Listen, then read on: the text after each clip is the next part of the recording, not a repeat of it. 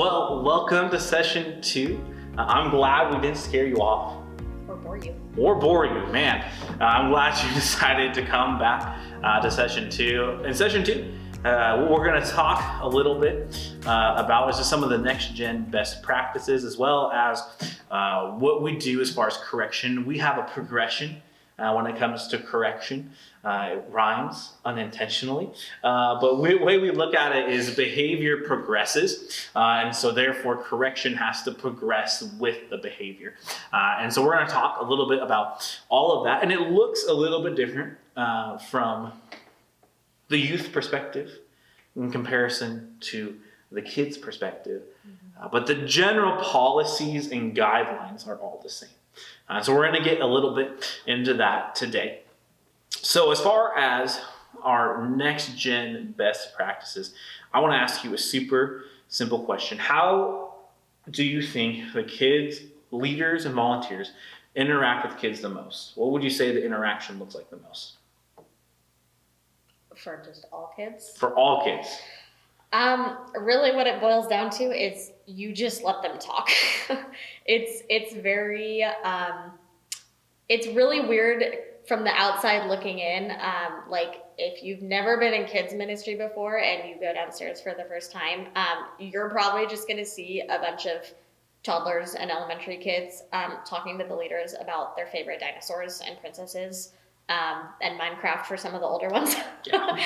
And that's pretty normal. That's kind of how we break the ice with them, is we just let them talk. They just want to know that somebody is listening to them, that somebody actually cares about what they have to say. And for a lot of these kids, with the low income demographic in which we live, they don't really get that at home. And they just want to know that somebody cares, somebody values what I have to say, even if I'm talking about something, as ridiculous as, Minecraft.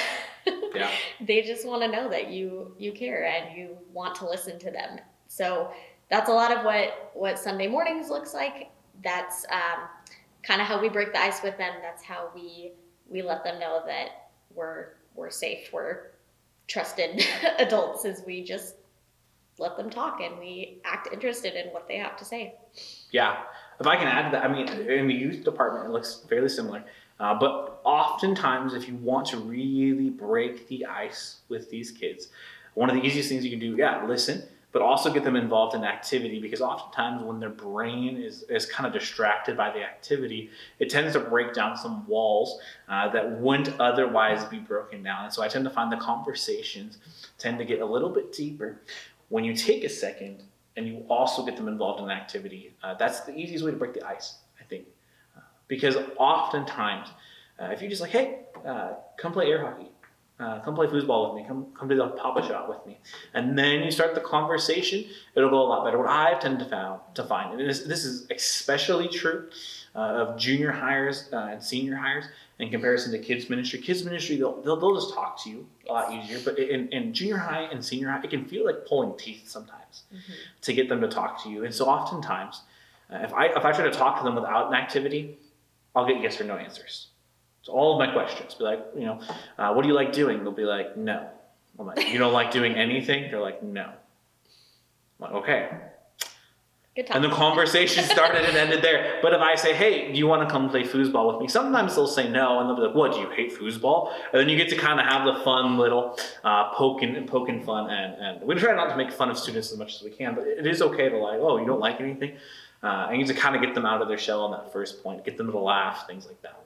And oftentimes, once I get them playing foosball, then if I ask them, well, what do you like doing? Well, obviously there's something they're doing right in front of them, so that obviously gives them an easier answer.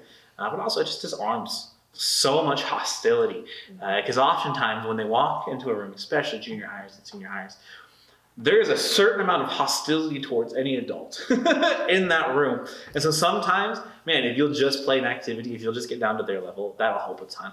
Especially even, I would say, with some of the older kids, this is true as well. I think there's some of our 4th and 5th graders who, they're like that preteen, getting towards that junior high level, that can kind of come in with some hostility sometimes. And so that's an easy way to disarm a lot of things like that. Our expectations of our students and our kids are basically the same. We have three rules, three basically guiding rules that basically encompass everything that we enforce. And that is respect God, respect the building, and respect others. If you were trying to summarize that, how would you summarize that? All three of them? Or Yeah, all three of them together. How would you summarize that? Participate when there's, stuff going on, when there's games, like be involved. And then when it's time to listen and not be talking, like during the lesson, just be, respectful, pay attention. Obviously there's still some participation involved in that sometimes. But it looks a lot different than like running around and, throwing balls at each other. It's more so, sitting, not distracting your neighbor, asking relevant questions and not, things that have nothing to do with anything that we're talking about, trying not to derail the whole entire lesson because of your ADHD thoughts or whatever. Yeah. A lot of it is, we have a goal, we have a direction we're trying to move in. And if they're doing things that are either going to keep themselves or others from going in that direction, those are the type of things we need to correct. With correction looks super, super simple, okay?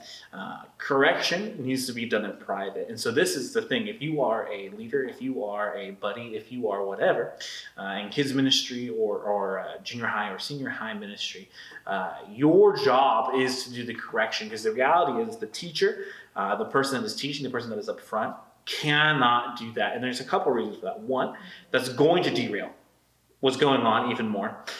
Two, the goal of correction is not to shame a kid, and any time it comes from the front, there is going to be shame. There's going to be embarrassment felt with that, and that's not the goal. The goal is to really correct in private and praise in public. In other words, if somebody does something good, we want to praise them in front of other people, and so that's a good thing. Like teachers, man, we will do that. We will praise in front of other people. Man, when people do the memory verse, when they are respecting God, respecting the building, and respecting others, like, man, we make sure we do that in front of other people, that we praise what they did in front of other people, because what is praised will also be replicated. However, if all we do is we show that we're going to give the most attention, or give attention up front for bad behavior, the problem is that's going to be what's replicated, because that's what's getting the most attention. And so your job, if you are in kids ministry, if you are in youth ministry, is during times when the focus should be up front, and during the whole service, if there's things that they are doing that are going to derail from the direction we are trying to go, or are going to derail somebody else from the direction we are trying to go, it's your job to correct. And when somebody's doing something that is helping us go in that direction, your job is to praise it. And I would beg you, praise more than you correct. Because if you give more attention to the kids, even one-on-one, for correction, then kids that want your attention are going to act out to get the correction. Because some of them, they don't care how they get the attention. They just care that they get the attention.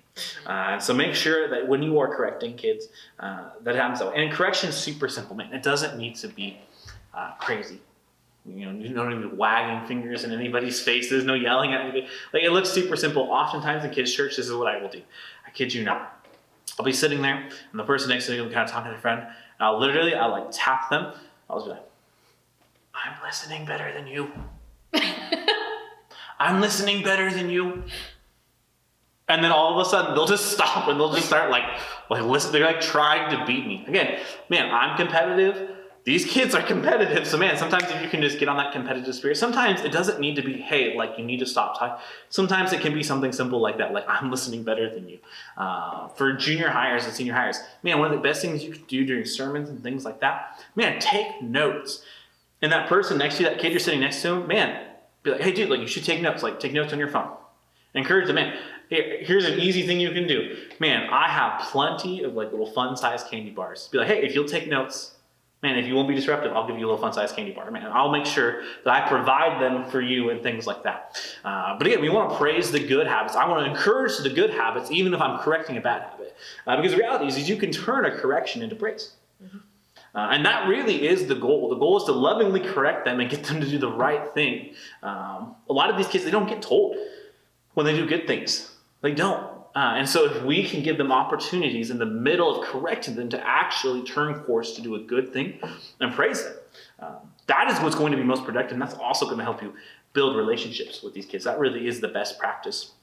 But as far as what are our policies around correction, because there is a point where sometimes, man, they derail to a point where there is what we would like to call no recovery. And that happens. Man, what does that look like for the kids ministry? How do we kind of progress through correction? Well, obviously, this kind of starts in more upper preschool level classes. It doesn't really apply to nursery. If a baby is, picking another baby's nose or like slapping another baby, really the correction there is just pick up that baby and move him and utilize the power of distraction. Like, hey, look, it's a book. Here's a snack. Give them some Cheerios and they're totally fine. They're not intentionally trying to be aggressive.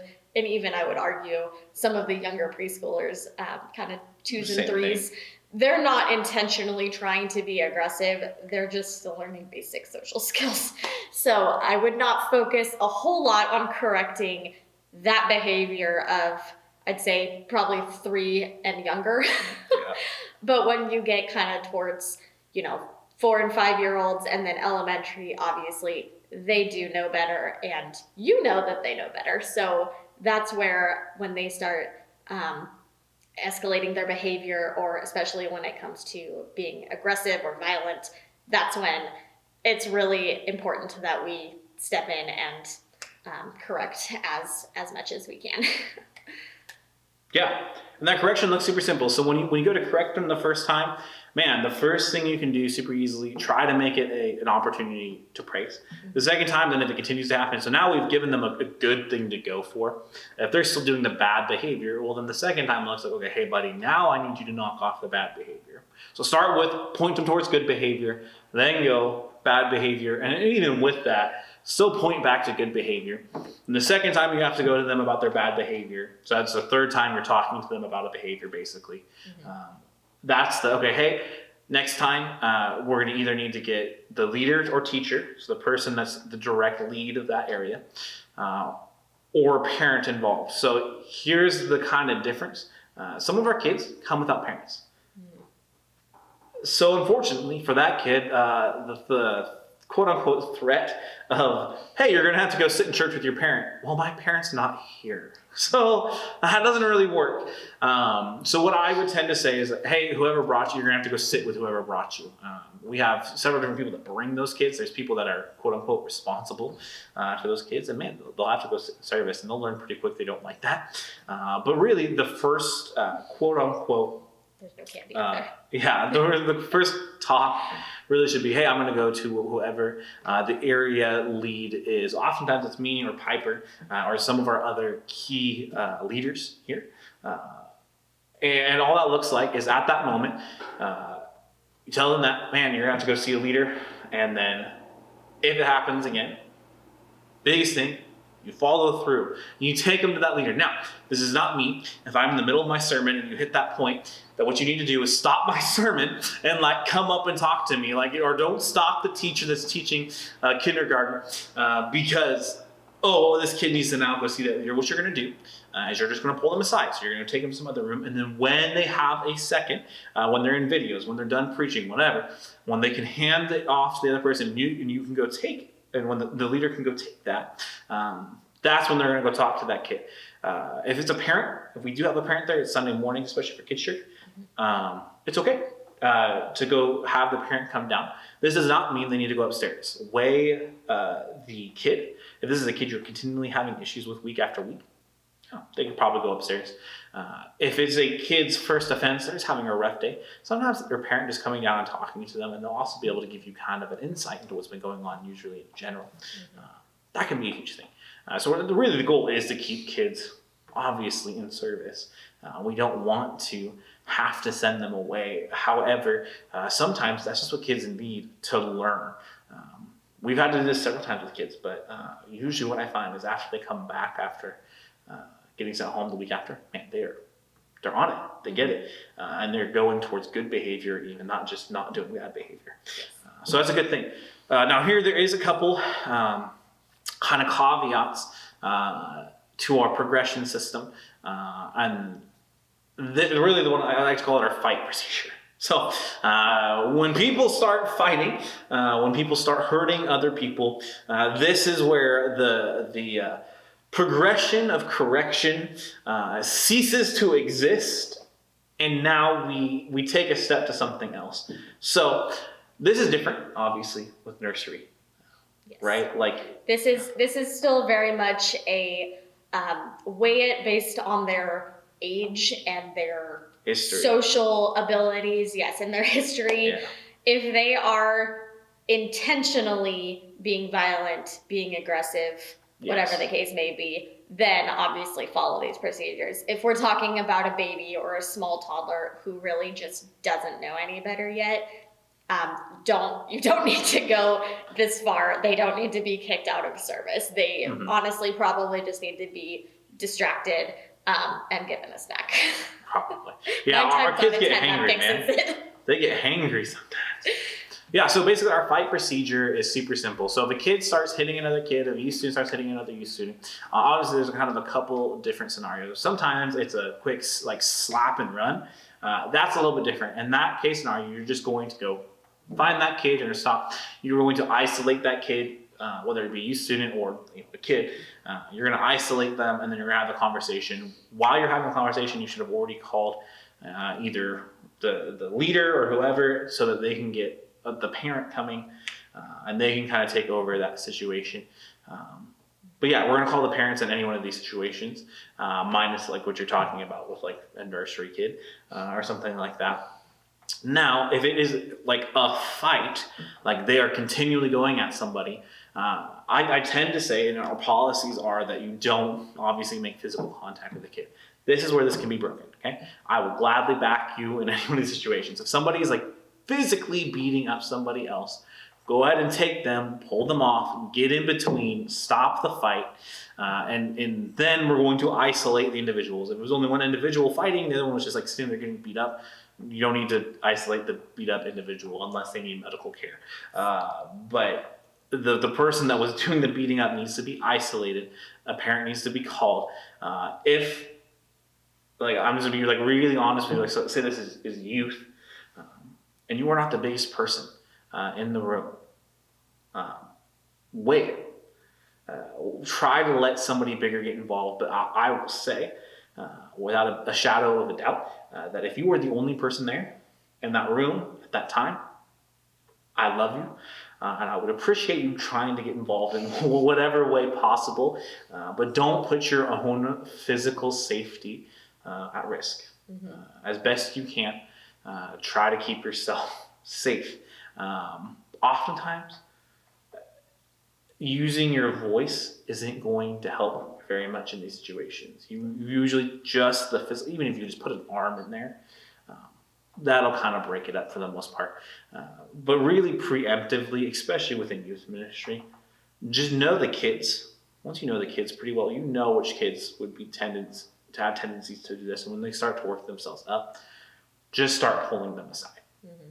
Have those conversations, have the preemptive ones that we don't end up having to have one of these. In any of these situations, anytime there's physical harm involved, the people that need to be notified would be whoever the direct lead is, because they need to handle the situation.